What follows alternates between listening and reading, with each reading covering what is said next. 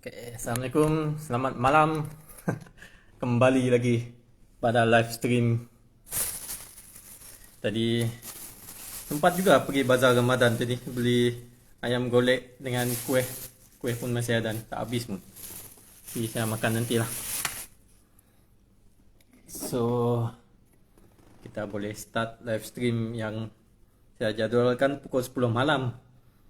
Ya, memang ngam-ngam balik rumah ni pukul 10 malam. Tadi solat tarawih. Tadi solat tarawih dekat solat tarawih dekat masjid lah. 8 rakaat saja. Okey, cukup sebab benda-benda lain juga nak buat, macam buat live stream ni. Kita nak kongsi apa yang saya tahu, saya akan kongsi semua. Saya akan kongsi semua. Kadang saya nak kongsi semua, kadang benda tu tak ada dekat otak saya. Kadang yang saya tahu tu tiba-tiba ada dalam fikiran tu, saya boleh beritahu. Waalaikumsalam Zaidi. Welcome back. So kepada yang beri star dari pagi tadi, yang buat saya live stream tu, terima kasih. Saya tak perasan juga sebab saya banyak fikir dalam otak saya sendiri ni. So malam ni saya nak terangkan, sama-sama kita belajar, kita terangkan sama-sama. Kalau ada soalan sila tanya tentang cara pembentukan Malaysia yang ramai orang tidak tahu.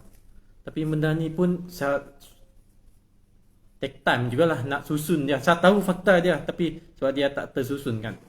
Nak susun dia tu supaya orang senang faham tu pun nak fikir juga. So apabila kita nak terangkan cara pembentukan Malaysia ni, kita kena tengok secara historical tentative secara sejarah dia. Apa yang berlaku dulu dan apa yang berlaku kemudian. Supaya kita faham cara pembentukan Malaysia tu berlaku macam mana. Hai Nicholas Wayan. Saya nak terangkan cara pembentukan Malaysia ni mengikut tentative sejarah. So, secara tentative dia, yang saya nak terangkan ialah apa tu Malaysia. Secara tentatif dia, yang pertama kita ada Cobalt Commission kan, dibuat pada tahun 1962. Kemudian kita ada IGC report. Kita ada IGC report.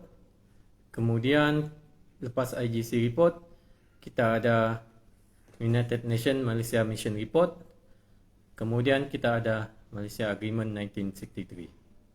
So, kalau kita tengok tentatif dia, macam tu. Kita ada Cobalt Commission, IGC report, Malaysia Agreement, kemudian United Nations Malaysia Mission report, kemudian pembentukan Malaysia lah 16 September. Tapi untuk mulakan cerita dia, macam mana pembentukan Malaysia ni berlaku, untuk kita faham pembentukan Malaysia tu sebenarnya macam mana, kita kena tengok United Nations Malaysia Mission Report dulu. Ada orang sampai. Sekejap lah. Isteri saya sampai. Assalamualaikum.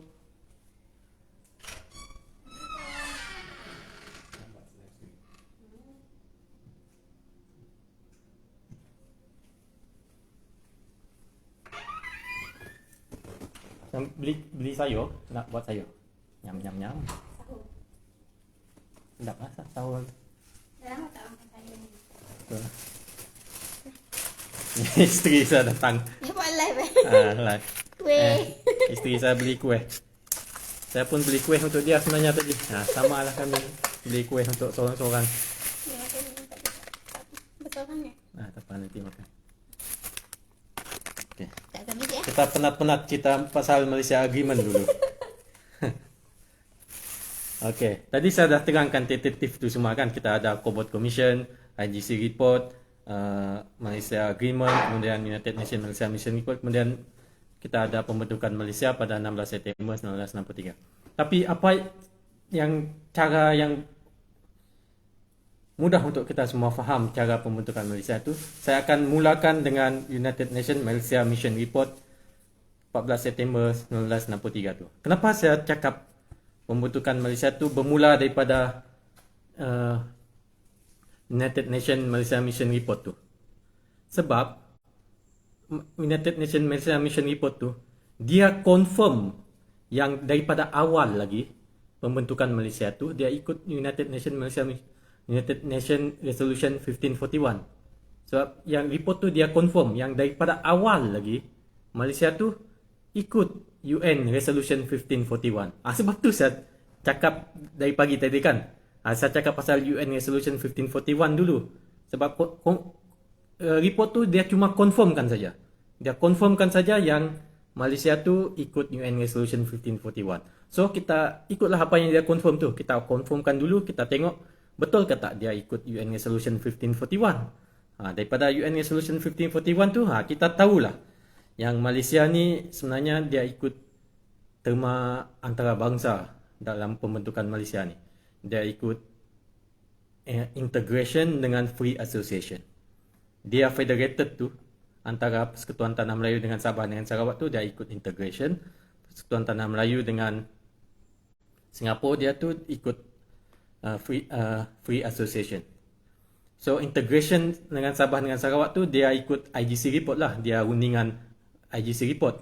Kemudian dia bentuk integration. Itulah cara federated antara Persekutuan Tanah Melayu Sabah dengan Sarawak.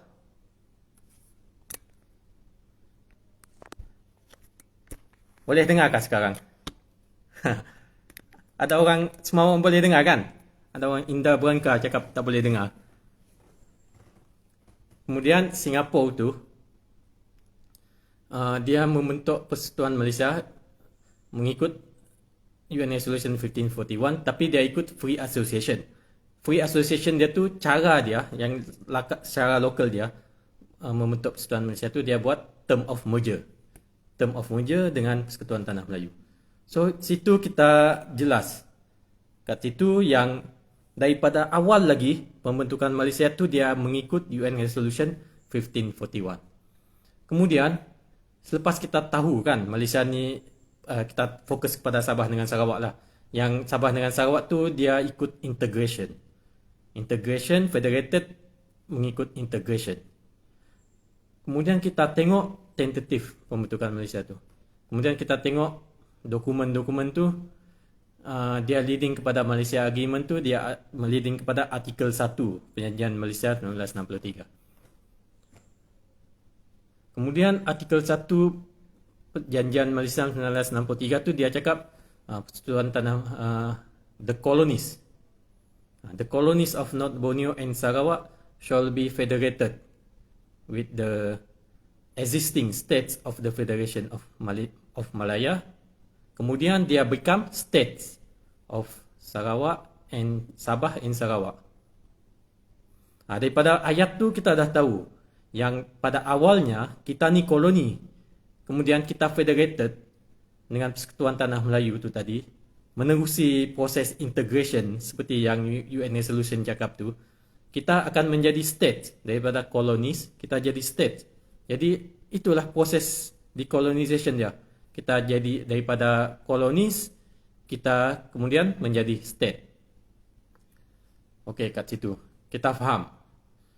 Kemudian ramai orang keliru artikel 1 ni dia cakap dia tengok kita ni federated dengan existing states of the Federation of Malaya. Adakah kita ni Sabah dengan Sarawak ni federated dengan negeri-negeri Tanah Melayu tu yang Pahang, Kedah, Kelantan tu existing states of the Federation of Malaya? Adakah kita federated dengan negeri-negeri yang lain yang dalam Persekutuan Tanah Melayu tu? Kalau kita tengok seimbas lalu saja artikel 1 tu kita akan fikir macam tu. Tapi sebenarnya artikel 1 tu kan kita baca sampai habis dia cakap in accordance with the annex of this agreement. Dia cakap in accordance with annex of this agreement. Apabila kita baca kat situ, kita tahulah kita federated dengan existing states of the Federation of Malaya tu tadi. Dia ikut annex of the agreement tu, dia ikut annex A. Annex A tu kita tengok dia ikut section 4 of Malaysia Agreement 1963 tu tadi. Section 4 tu lah yang artikel 1 Perlembagaan Malaysia sekarang tu. Jadi kita federated dengan existing states of Federation of Malaya tu. Sabah dengan Sarawak tu dia federated dengan existing state of the Federation of Malaya menerusi proses integration yang United Nations guna tu tadi berdasarkan agreement tu ialah Section 4 tu tadi, iaitu Article 1 of perlembagaan kita sekarang ni. Yang dia cakap the federation shall be Malaysia and the states of the federation bla bla bla and the territories of the federation bla bla bla. Itulah cara dia terangkan.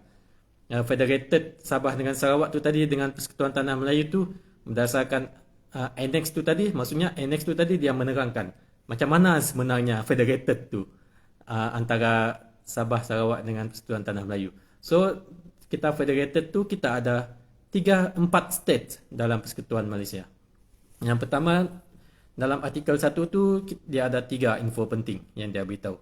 Inilah Malaysia yang diterangkan di dalam artikel 1 menurut perjanjian asal perjanjian Malaysia section 4 tu tadi. Yang pertama dia cakap nama federation this federation, yang pertama. Yang pertama ada 4 info. Yang pertama dia cakap pembentukan kita ni ialah kita membentuk federation. Kita bukan membentuk unitary state. Kita bukan membentuk republic, tapi kita membentuk federation. Itu information yang pertama. Kemudian the name of that federation ialah Malaysia. Ini pun penting juga. Ramai orang sembah selalu saya cakap, nama federation ni Malaysia. Sebab kenapa nama federation ni Malaysia ni penting? Apabila kita tengok Cobalt Commission kan, isu nama persekutuan ni isu besar. Kenapa nama persekutuan Malaysia, nama dia Malaysia ni isu besar? Sebab kan kita ada perjanjian ni dalam bahasa Inggeris satu lagi dalam bahasa Melayu kan. Kalau kita tengok Federation of Malaya tu, dia translatekan dalam bahasa Melayu jadi apa? Federation of Malaya jadi Persekutuan Tanah Melayu. Kalau Malaysia, pada tahun mula-mula pembincangan pembentukan Malaysia tu, Malaysia tu, apa yang mereka mahu terjemahkan dalam bahasa Melayu? Mereka mahu terjemahkan dia jadi Melayu Raya. Isu besar dia. Orang Sabah dengan Sarawak tak setuju. Tak mahu. Dia tak mahu translatekan dia kepada bahasa Melayu tu sebagai Melayu Raya. Tak setuju. Sebab tu dalam Cobalt Commission, the name of the Federation of Malaysia ni, Malaysia tu, Malaysia lah dia. Dalam bahasa Melayu pun, Malaysia. Dia tidak boleh translatekan kepada Melayu Raya. Jangan nak pandai-pandai buat dalam kamus Malaysia tu maksudnya Melayu Raya. Dalam IG Cobalt Commission sudah setuju lah. Yang nama persekutuan ni ialah Malaysia dan terjemahan Malaysia ialah Malaysia. Jangan nak ubah-ubah lain lagi. Sama juga sebab kita tahulah kan sentimen dia. Okey, itu nama federation. Isu besar juga. Kemudian dia beritahu states of the federation. Ni karakteristik. Apa komponen state untuk Malaysia ni? Kita ada States of Malaya. States of Malaya ni collective nouns.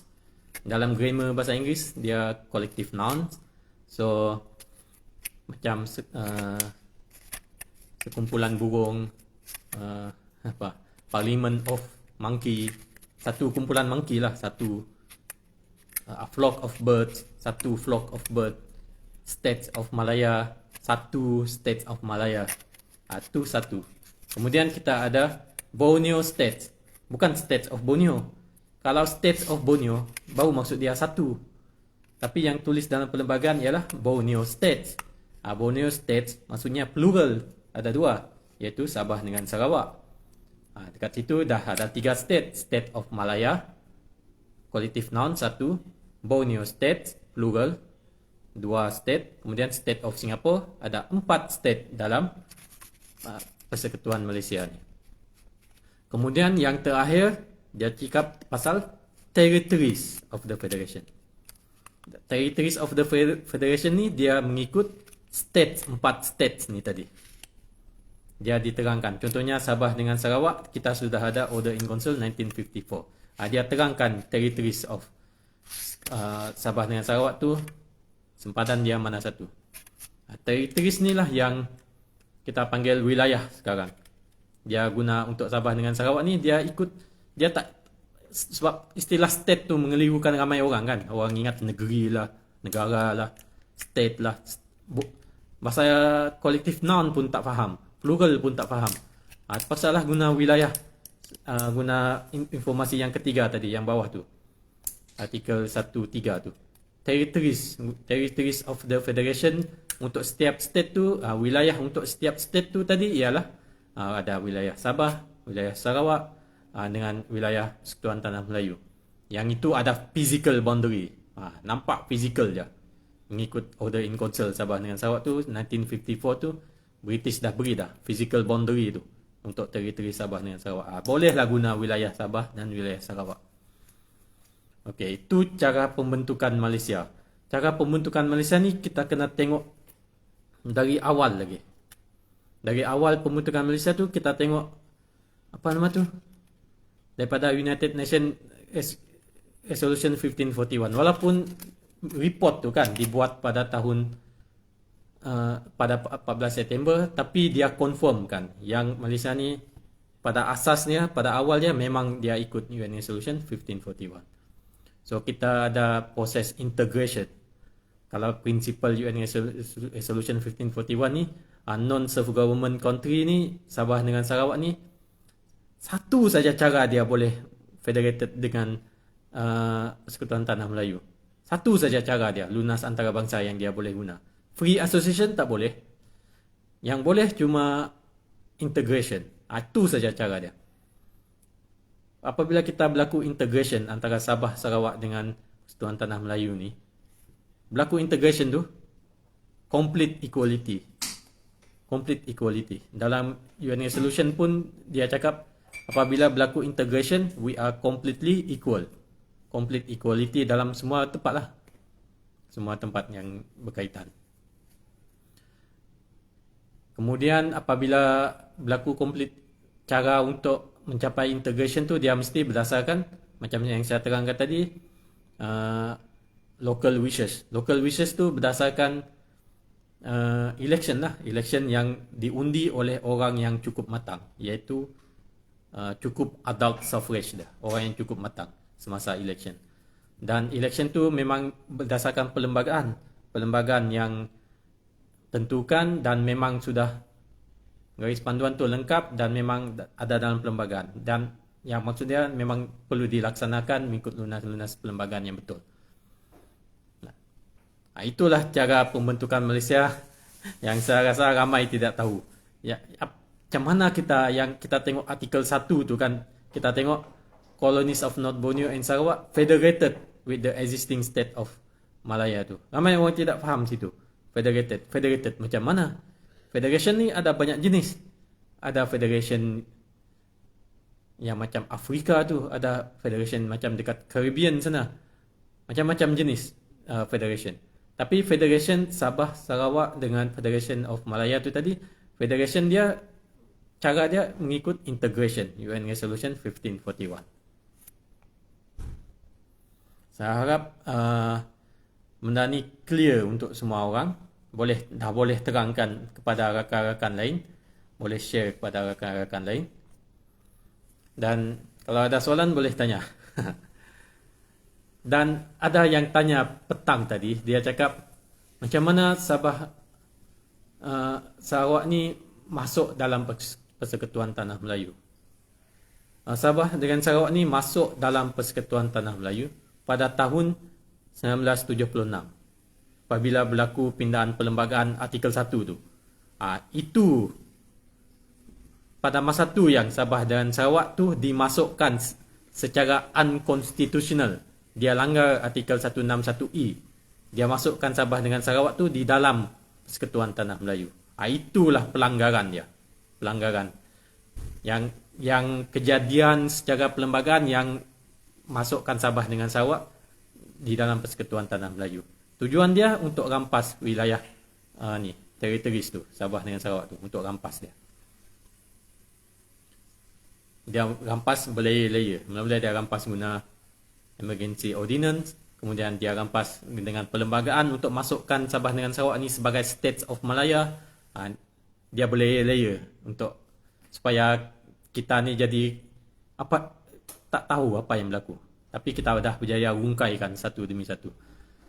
So, dekat situ pun itu jawapan tadi untuk yang petang tadi yang ada tanya. Memang pada tahun 1976 tu sampai tahun 2022, last year, baru kita keluar daripada Persekutuan Tanah Melayu. Pada tahun 2012 tu, Sabah dengan Sarawak berjaya ambil balik territories kita. Tetapi kita ni sebagai state masih di dalam Persekutuan Tanah Melayu. Sampai dia pindah artikel 2022 tu untuk kembalikan kepada asal artikel 1 tu. Supaya kita ada States of Malaya, Borneo State dengan State of Singapore dah tak ada. Sam Yahya, betul. Ni yang dinamakan neo-colonization. Saya panggil dia penjajahan secara berperlembagaan. Macam tu. Pada tahun 1976 tu. Dia guna perlembagaan untuk Sabah menjajah Sabah dengan Sarawak. Perlembagaan, kalau guna perlembagaan betul lah kan? Nampak betul.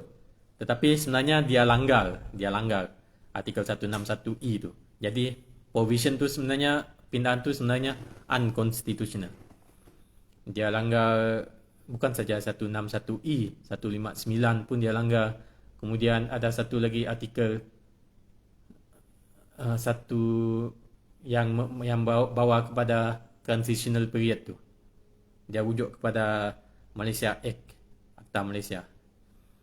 Yang tu pun dia langgar.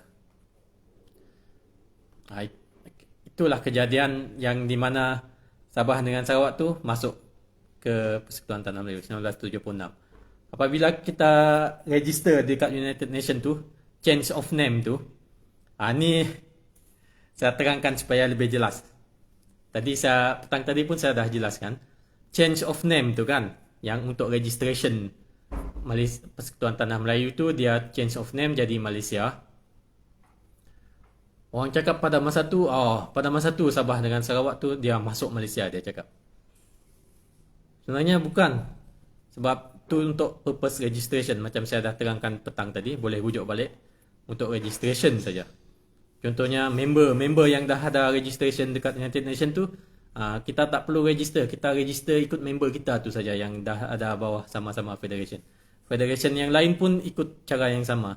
Mana-mana dalam satu federation tu, contohnya ada negara Afrika tu, satu member dia tu dah register dekat United Nations, tak perlu register baru. Guna membership kawan tu saja untuk jadi nama untuk register federation yang baru mereka tu. Benda ni benda yang common dekat dunia. Semua negara yang sudah ada, yang federated atau unitary state, mana-mana member dia yang sudah ada registration dekat United Nations, dia cuma guna membership orang tu saja untuk jadi member. Itu saja untuk change of name Malaysia tu.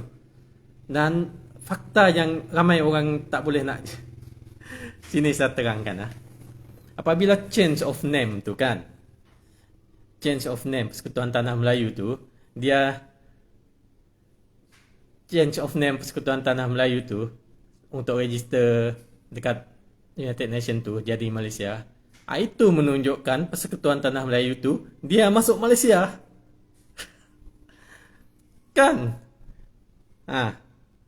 Orang cakap, orang lain tak tahu, orang lain tak nampak. Apabila Persekutuan Tanah Melayu tu ubah nama dia, change of name kepada Persekutuan Malaysia untuk register dekat United Nations tu, itulah bukti Persekutuan Tanah Melayu masuk Malaysia.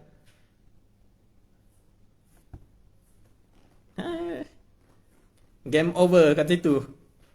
Yang orang cakap change of name tu, saya harap ni lebih jelas.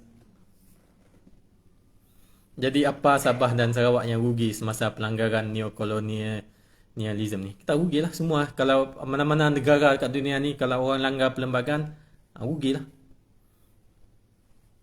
Contohnya, apabila orang langgar perlembagaan tu, sama macam kita tengok orang langgar syarat pembelian rumah. Contohnya apabila kita beli rumah kan, Lepas tu kita beli rumah tu rosak. Kita tak terus cakap agreement beli rumah tu terus terburai. Macam orang cakap pembentukan Malaysia ni kan, langgar satu artikel, langgar dua artikel, terus Malaysia ni terburai. Simple macam tu Kalau beli rumah pun bolehlah simple macam tu. Kita beli rumah, lepas tu rumah tu kita masuk, kipas dia rosak, tingkap dia pecah sikit. Terus terburai perjanjian beli rumah tu. Apabila perjanjian simple macam tu saja, macam beli rumah. Contohnya kita beli rumah kan, apabila benda tu rosak, kita ada dispute resolution dia. Kita ada langkah-langkah untuk membetulkan balik kipas yang rosak tu. Kita ada langkah-langkah untuk betulkan balik tingkap tu. Kita boleh beritahu developer tu untuk baiki kipas tu. Kalau dia tak baiki, kita boleh bawa bincang bayar pampasan kah. Tak boleh bawa bincang, bawa pampasan, kita bawa pergi court. Ada proses untuk sampai dia tak boleh nak baiki, baru agreement tu collapse. Macam tu juga pembentukan Malaysia.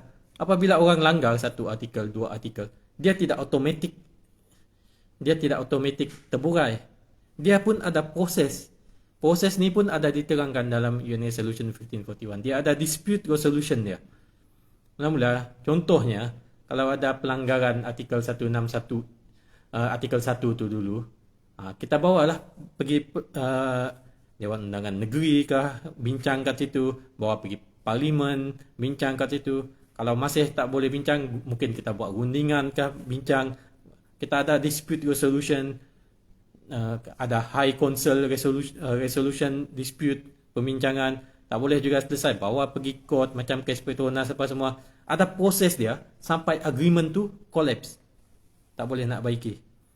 Itu proses dia. Sama juga macam beli rumah, sama juga macam kita beli basikal. Kalau kita beli basikal, bawa seminit, 5 minit, tayar tanggal. Mesti kita pergi kedai. Kita pergi kedai dulu, suruh orang tu baiki. Kalau tak dapat baiki, ganti tayar baru. Tak dapat ganti tayar baru, beri pampasan. Ada proses dia. Dia bukan automatik basikal tu rosak, terus automatik kita dapat pampasan. Tak ada. Kita ada proses dia. Macam tu. Lepas tu ramai orang cakap, langgar apa semua. Kita kena, sebab tu kita ada perlembagaan. Dia akan ajar kita langkah step by step. Macam mana kita untuk menyelesaikan masalah tu. Sama juga macam belajar matematik. Ada equation tu, ada step by step untuk menyelesaikan equation dia tu. Bukan terus dapat jawapan. Yang step by step tu yang semua kita kena pandai. Okey, saya harap pembincangan mudah tentang cara pembentukan Malaysia ni sudah diungkai lah. Kalau ada soalan lagi sila tanya. Soal saja. Tadi pun ada soalan, mungkin saya tak perasan sebab tengah driving apa semua. Kalau ada soalan tanya saja. Sebab kadang saya tahu tapi saya tak beritahu. Sebab tak terlintas dekat fikiran saya. Kadang ada benda-benda baru tu saya baru tahu. Kadang baru terfikir dan kadang dah fikir lepas tu lupa nak beritahu tentang cara-cara pembentukan Malaysia tu. Tapi harap fahamlah semua tentang cara pembentukan Malaysia ni. Sebab susunan dia agak berlainan. Kalau kita tengok tarikh benda dia tu berlaku agak Cobalt Commission, IGC Report, Malaysia Agreement, kemudian United Nation. Sebab United Nation tu berlaku akhir sekali tu, kita tak dapat nak tengok dia secara dari luar ke dalam. Dari United Nation ke Perlembagaan Malaysia, dari United Nation ke Perjanjian Malaysia, kemudian ke Perlembagaan Malaysia. Sebab sepatutnya kita tengok daripada United Nation. Sebab United Nation Resolution 1541 tu 14 September tu sebenarnya dia cakap isi dia tu yang dari asal dia. Dia dari situ baru saya terfikir tentatif dia sebenarnya macam tu. Black 16. Apa Black 16? 16 September tu apa yang Black 16 September? Yang kita 16 September tu merupakan satu achievement sebenarnya 16 September tu 1963 tu sebenarnya satu achievement untuk Sabah dengan Sarawak. Kita mencapai satu lagi stage dalam decolonization process tu sebagai full self-government status. Itu benda bagus. Pada masa tu kita dapat perlembagaan kita sendiri. British beri perlembagaan kepada kita 16 September. Hari yang sepatut diraikan. Bukan 31 Ogos. Sebab apabila contohnya saya ambil Sarawak kan. Sarawak dijajah oleh British tahun 1946. Kita dijajah. Kemudian tahun 1956 British beri constitutional advancement kepada Sarawak. Itu ada satu stage lagi decolonization process. Kemudian tahun 1963 tu dia buat adat suffrage pada buat indirect election kepada Sabah dengan Sarawak tu. Tu satu lagi self government untuk Sarawak. Kemudian 22 Julai tu kita ada minister kita sendiri, kita ada kabinet kita sendiri. Tu lagi satu stage self government juga. Kemudian 16 September tu kita dapat full self government. Jadi kita ada decolonization process ni, kita ada proses. Ini dinamakan proses, ada peringkat-peringkat dia. Semua negara kat dunia ni memang ada peringkat-peringkat dia macam tu. Singapura pun ada peringkat yang sama. Contohnya, Singapura mula-mula dia dapat internal self government tahun 1958. Kemudian 1963 dia dapat self government. Kemudian dia dapat full self government 16 September. Kemudian 1965 dia dapat independent. Dia ada peringkat. Semua negara kat dunia ni bila dia nak mencapai independent tu dia ada peringkat-peringkat dia sendiri. Macam tu juga Persekutuan Tanah Melayu dia ada 1946 tu Malayan Union, 1948 tu Federation of Malaya 1948. Kemudian dia ada Reed Commission, dia ada peringkat satu lagi ada peringkat-peringkat dia sendiri untuk mencapai untuk mencapai independent tu. So peringkat-peringkat tu peringkat-peringkat yang baguslah. Apa yang kita dapat daripada peringkat setiap stage tu kita gunakan. Contohnya 16 September tu apa yang kita dapat? Jangan fikir apa yang kita tak dapat. Apa yang kita dapat ikut agreement tu. Yang pelanggaran tu selepas 16 September tu 16 September tu apa yang kita dapat? Kita dapat perlembagaan kita sendiri. Kita dapat apa nama tu? Full self-government status.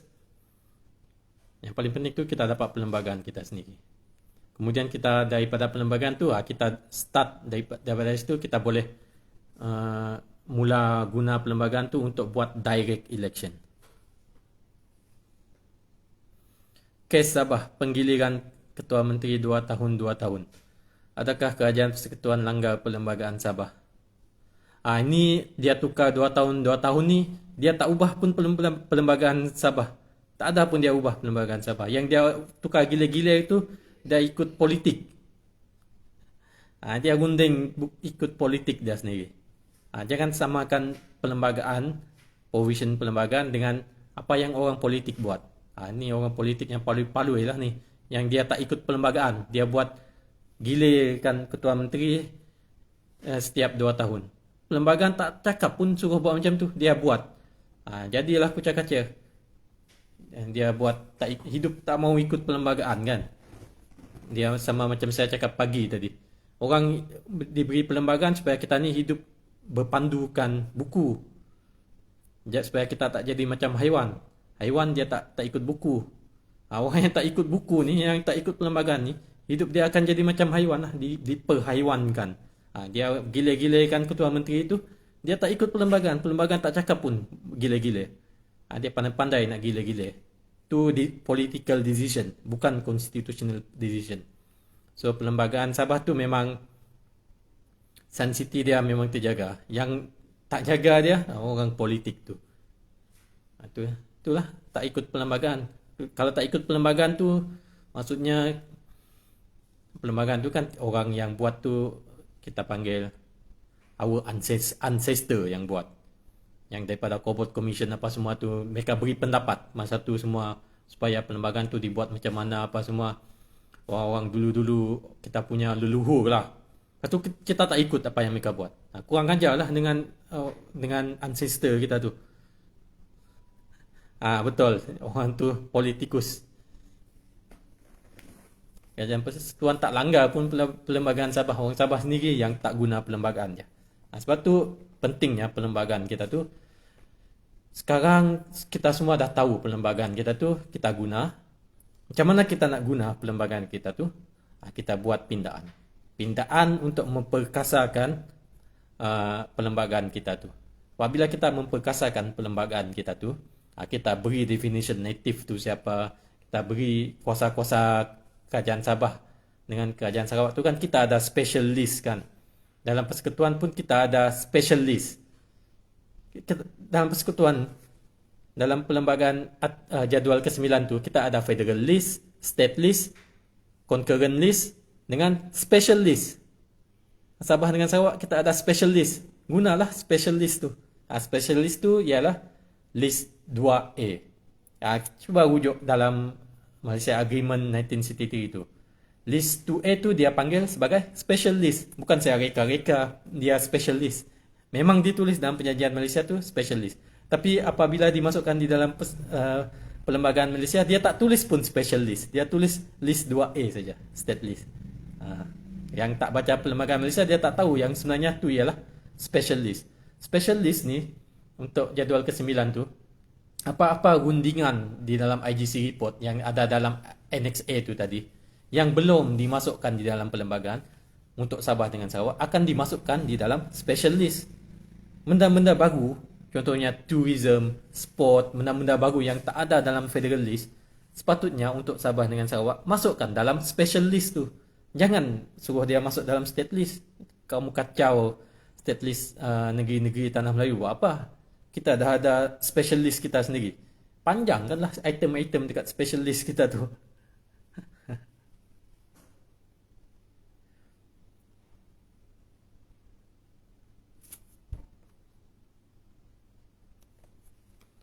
Apakah Adrian Christopher? Apa pandangan Dr. Zul penyelesaian terbaik Borneo States dengan Persekutuan Malaya yang masih enggan memberi kembali hak kita mengikut MA63? Haruskah SS teruskan tuntutan? Apakah jalan lain yang boleh dilakukan untuk checkmate Malaya? So, apa yang saya boleh cakap ialah asas pembentukan Malaysia, Sabah, Sarawak dan Persekutuan Tanah Melayu itu ialah berdasarkan IGC report, berdasarkan rundingan. Adakah rundingan kita sudah habis semasa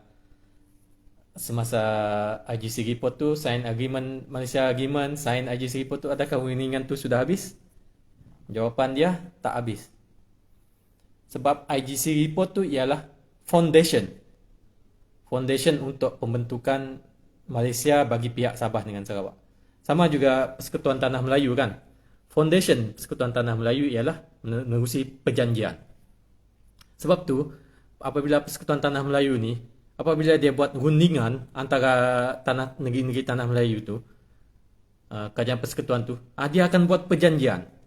Apa-apa saja yang kerajaan Persekutuan Tanah Melayu buat, dia akan buat perjanjian. Itu foundation. Foundation. Kita panggil basic, apa tu? Basic. Yang paling basic, ada istilah tu. Istilah perlembagaan tu. Saya pun dah lupa dah. Basic dia tu, untuk negara tu dia hidup berdasarkan perlembagaan. Tapi ada negara lain tu dia hidup berdasarkan mungkin secara referendum. Dia dibentuk berdasarkan referendum, jadi semua keputusan dia hidup dia sebagai satu negara tu dia akan ditentukan menerusi referendum. Macam tu juga Persekutuan Tanah Melayu tu dia dibentuk berdasarkan perjanjian Persekutuan Tanah Melayu. Cara mereka hidup tu akan always ikut perjanjian. Mereka buat runding-runding satu, dia akan ikut perjanjian. Tapi untuk Sabah dengan Sarawak tu, kita membentuk Persekutuan Malaysia ni berdasarkan rundingan antara kerajaan. Dan rundingan antara kerajaan ni tak akan habis. Ada orang cakap, bila rundingan akan habis dengan Persekutuan Malaysia ni? Tak akan habis. Sebab itu foundation asas pembentukan Malaysia untuk Sabah dengan Sarawak. Kita berasaskan rundingan. So, apabila ada masalah, rundingan. Apabila ada benda yang betul, rundingan. Ada benda baru yang nak buat rundingan. Sebab tu kita akan sentiasa ada rundingan antara Kerajaan Sabah, Kerajaan Sarawak dengan Persekutuan Tanah Melayu. Rundingan tu akan sentiasa ada untuk menuntut hak kita sampai kita dapat, sampai kiamat. Kalau kamu nak ubah cara dia, tu akan menyusahkan diri kita sendiri sebab kita sudah ada pengalaman macam mana buat rundingan, tuntutan, dan bila kita buat rundingan tu belajar daripada IGC report yang asal tu. Banyak daripada rundingan tu, apa yang kita minta tu dapat. Kita dapat. Sebab asas rundingan tu kita faham. Contoh dia, rundingan untuk wakil Borneo dekat Parlimen. Kenapa rundingan untuk dapatkan 1/3 wakil Borneo sampai sekarang tidak dapat buat? Kenapa? Sebab orang yang berbincang sekarang tu, dia tidak tahu asas rundingan dia. Sebab tu, apa yang kita tuntut ni tak akan dapat sampai bila-bila. Sebab orang yang buat rundingan tu, dia tak kaji betul-betul asas rundingan tu.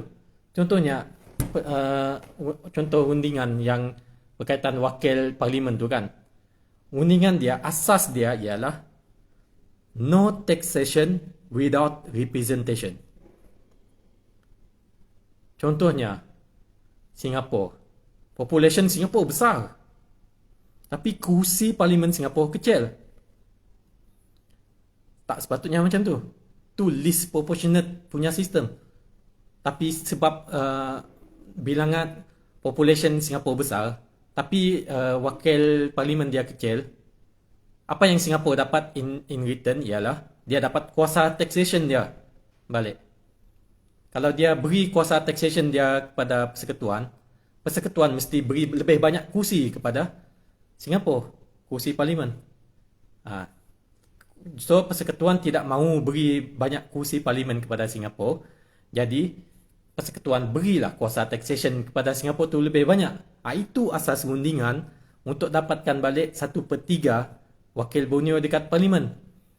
Sekarang wakil untuk Sabah dengan Sarawak kan kurang daripada 1/3.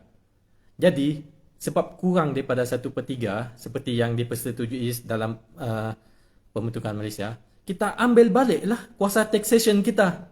Itu hak kita. Apabila kita kurang perwakilan, beri balik kuasa taxation. Kita ada banyak. Kalau kita diberi lebih daripada 1/3 kursi Parlimen, tak apa. Memang kita beri pun mereka kuasa taxation kepada ke atas Sabah dengan Sarawak tu. Dia ada give and take tu. Ada rundingan kat situ. Sebab tu, macam Sarawak buat, tak tahu dia ikut ke tak proses ni, yang asas dia tu. Apabila kurang wakil Parlimen Sarawak tu dekat Parlimen Sabah dengan Sarawak tu, Sabah dengan Sarawak tu, kamu naikkanlah sales tax untuk petroleum ke apa kah, naikkan sales tax tu. Guna kuasa taxation. Sebab representation kita kurang kan. Federal kena beri balik kuasa taxation kepada kita. Kalau dia tak beri, kita naikkan sales tax. Itu hak kita. Jangan runding minta 1/3 saja. Tapi asas rundingan tu kita tak tahu. Asas tu yang kita kena tahu. Dia ada give and take. Sebab tu kita minta 1/3. Contohnya sekarang kan, kita duduk dekat kursi Persekutuan Tanah Melayu bincang dengan dia. Sampai kamu beri 1/3 kursi Parlimen tu, kalau sampai kamu beri 1/3 tu, kami akan beri sales tax 50%. Sales tax kami akan naik 50%. Sampai kamu beri 1/3 kursi Parlimen. Dia beri 1/3 kursi Parlimen, baru kita turunkan balik sales tax. Tu makan dia, rundingan. Kita tahu asas dia untuk runding tu. Jangan datang runding minta-minta saja. Kita tak tahu asas rundingan. Harap lepas ni tahulah macam mana nak gamekan dia. Sebab tu, kita nak hak kita balik tu, kita kena tahu asas rundingan dia. Asas rundingan tu kita boleh win-win situation. Rundingan tu kita kena belajar daripada declassify dokumen tu. Di situ kita tahu apa yang dirundingkan sebenarnya, apa yang give and take. Macam yang tak dapat 40% hasil Sabah tu kan. Kamu naikkanlah sales tax kamu, naik ngam-ngam tinggi-tinggi. Kalau dia tak mau beri 40% hasil Sabah tu, kamu minta kursi parlimen banyak-banyak untuk Sabah. Ah, konsep dia, asas dia betul. Asas dia no taxation without representation. Ni semua orang belajar daripada Amerika sebenarnya. Revolution dekat Amerika ni, orang berperang, mereka berperang halau British tu sebab mereka bayar tax tapi tak ada representation daripada Amerika. Mereka tak ada wakil mereka. Orang kutip saja tax dah. Mereka mahu ada representation, baru boleh kutip tax daripada Amerika. Macam tu juga Sabah dengan Sarawak. Jangan kamu kutip saja 40% dari Sabah. Representation kami tak ada. Kalau kamu tak mahu naik, kamu mahu ambil saja 40% macam tu saja. Kita ada kuasa sales tax kan, naikkanlah sales tax tu. Ngam sampai dapat macam 40% tu. Tu kuasa negeri. Ada kuasa. Kita runding lah. Kita runding, bukan runding. Kita tahu power kita. Kita tahu hak kita. Kita boleh naikkan sebab dia rampas kuasa representation kita tu. Tu salah satu contoh dia. Kalau contoh lain, macam 40% hak Sabah tu, tu dari segi perlembagaan kita boleh macam saya naikkan tax, sales tax tu tadi pun boleh juga.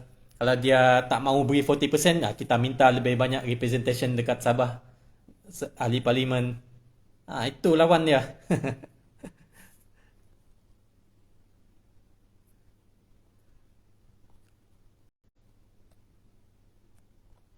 Okey, apa juga soalan? Kadang soalan dia ni tertarik atas bawah. List 2A. List 2A, state list tadi tu, itulah special list untuk Sabah dengan Sarawak.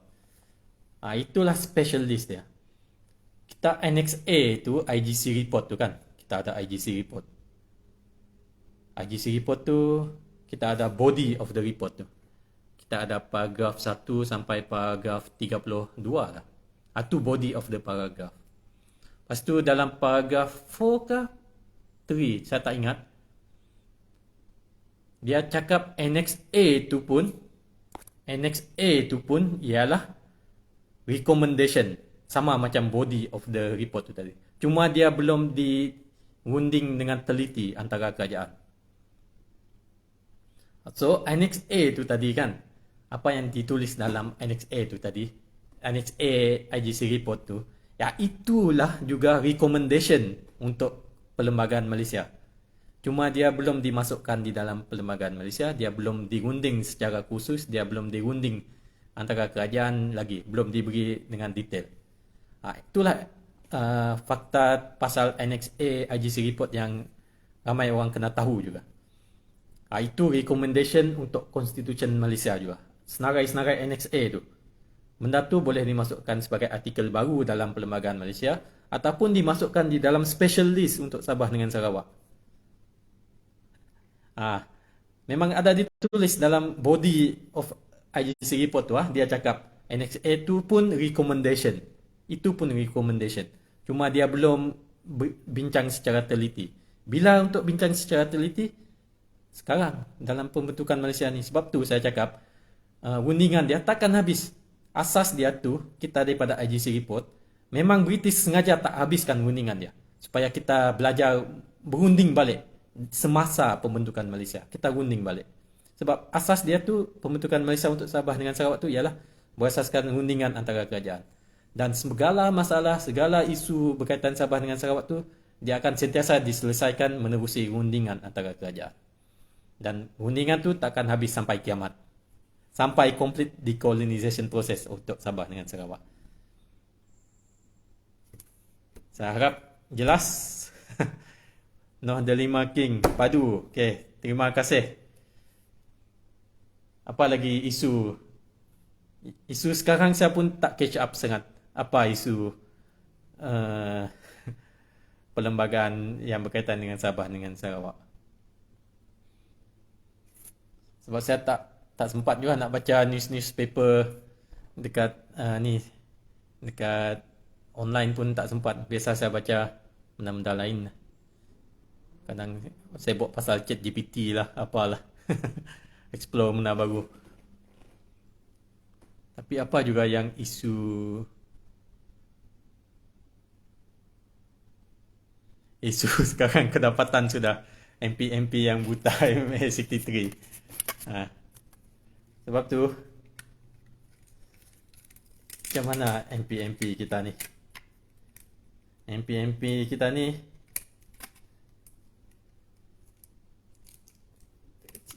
rakyat biasa.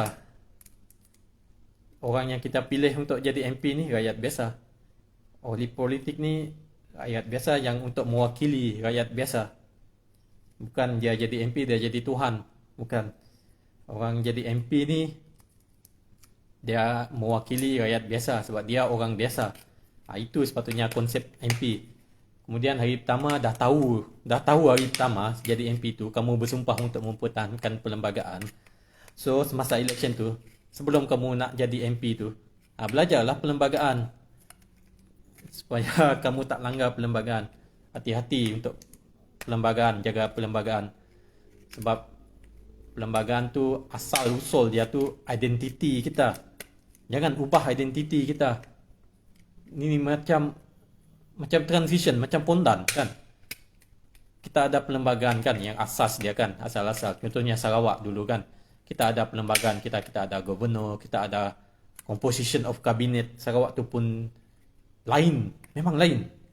Memang kita ada karakter daripada zaman Brooke dulu. Zaman Rajah Brooke dulu, identiti yang dibuat oleh leluhur orang-orang Melayu, orang Melana, orang Iban. Proses dia nak buat satu kerajaan yang mencerminkan orang Sarawak tu kan. Identiti Sarawak tu memang ada dalam perlembagaan asal Sarawak tu. Kemudian diubah-ubah macam tak tahu, ingat ni Pelangi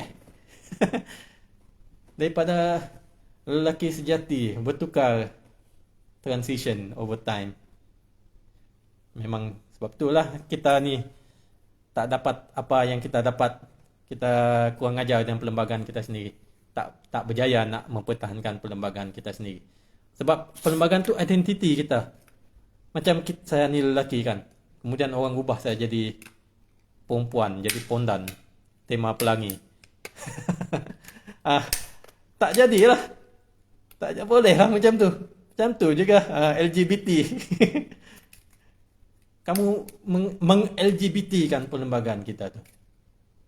Tak boleh macam tu. Itu ubah identiti, tak boleh. Kalau identiti kita tu Sarawak, Sarawak lah. Identiti kita tu Sabah, Sabah lah. Kita ni Borneo State lah. Jangan ubah jadi benda lain. Pelangi kita ni. Tapi main-main cakap ni, tapi tu reality dia. Saya pun nak beri comparison yang senang orang nak faham. Kalau tak MP kita ni sampai gila-gila pun tak faham. Dia suka ubah je perlembagaan. Tanpa mengambil berat apa yang dicadangkan oleh leluhur kita dulu. Yang ancestor kita dulu, dia fikir macam ni. Memang mereka fikir jauh orang dulu-dulu. Mereka buat undang-undang, mereka dah banyak mencakupi banyak benda. Macam tu juga kita sekarang. Bila kita buat undang-undang, kita kena mencakupi apa yang berlaku sekarang dan apa yang akan berlaku pada masa depan. Untuk generasi baru tu. Jangan kita fikir untuk kita hari ni saja. Untuk jadi kerajaan saja. Kita kena fikir macam 10 years, 20 years ahead. Supaya perlembagaan tu sustain.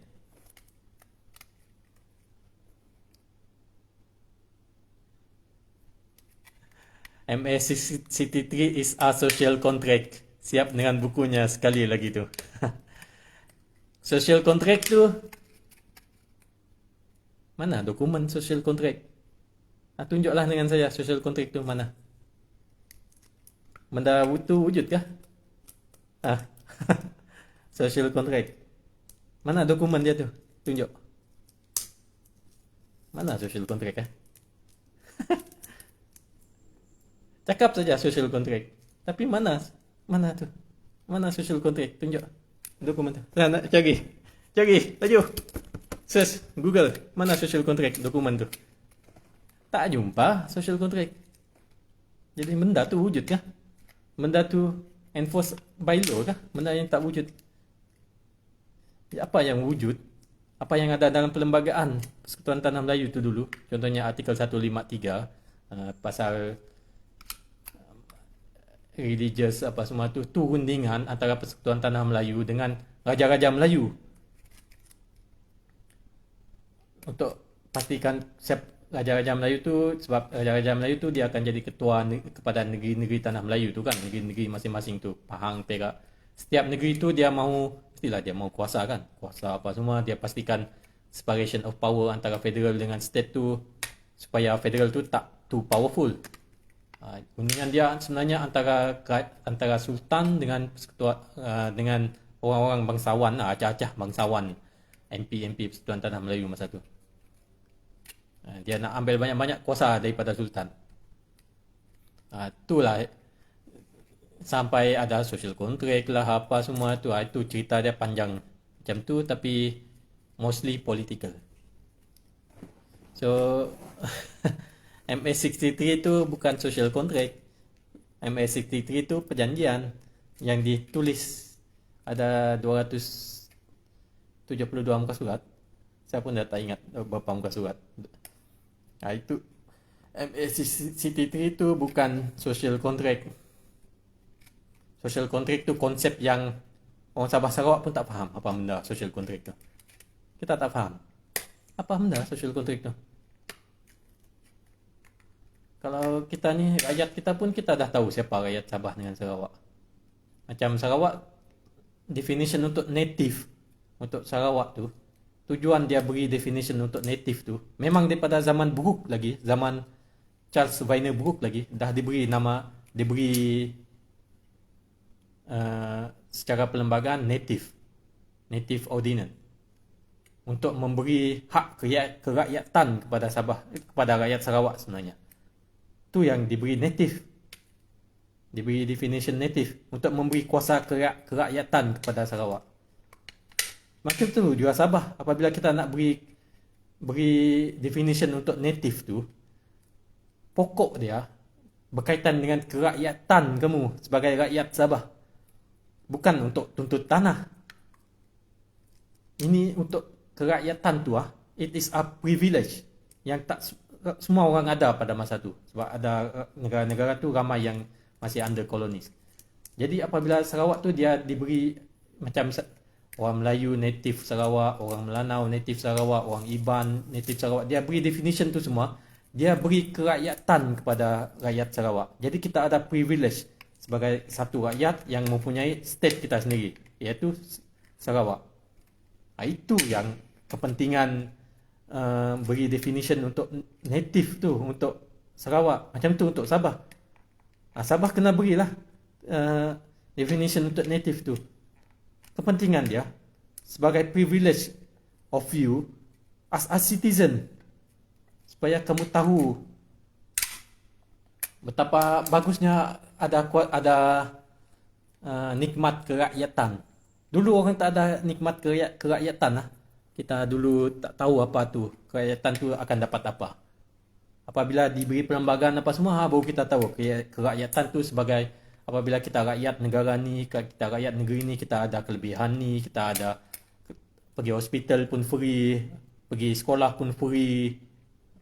Itu orang yang tak tahu nikmat kerakyatan ni, dia takkan tahulah.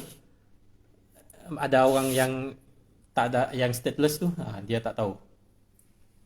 Sebab tu definition tu kena berilah. MS63 tu bukan social contract lah. Itulah maksud dia. Saya rasa dah sejam dah saya bercakap.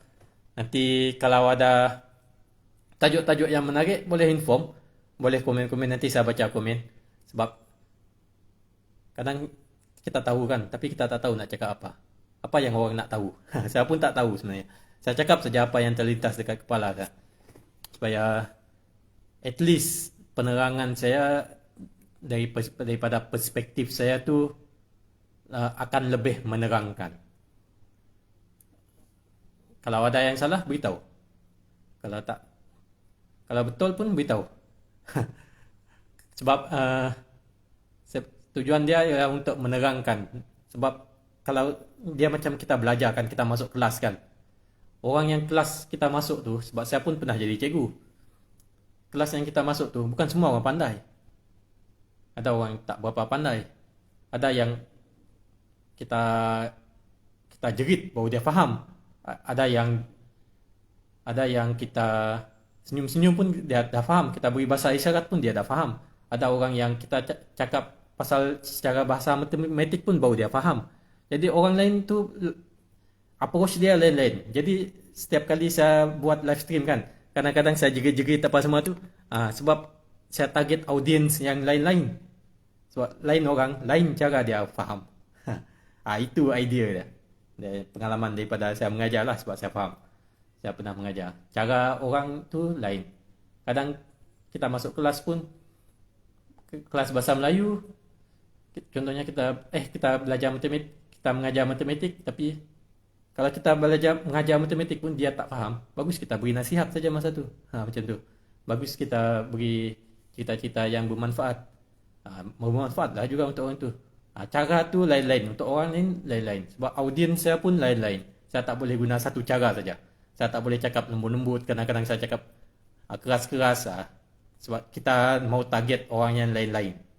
Supaya semua orang faham. Tujuan kita mau semua orang faham. Apabila semua orang faham, semua orang kaya. Bila semua orang kaya, tak adalah kita miskin. Sekian sahaja untuk pada malam ini. Thank you for watching.